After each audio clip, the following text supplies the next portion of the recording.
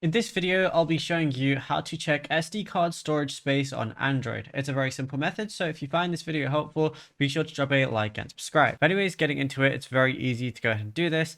Now, checking your available SD card storage space is the best way to monitor your media allocation and ensure you don't run out of memory during anything. So what you want to do is open up your settings application and scroll down to the menu canvas until you find device care, which is going to be one of the options, and go ahead and click on it. Now, within device care, you're going to see storage as one of the options. So go ahead and click on that. And then within here, what you're going to go ahead and see is a visual breakdown of your internal phone memory.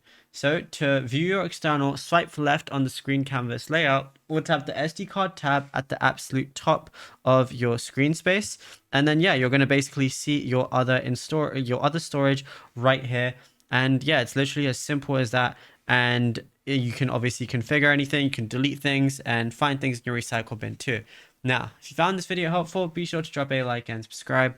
And also be sure to check out all our other tutorials that we've been posting on the channel as well, because there is a lot to go through and you might find something that you don't know about yet.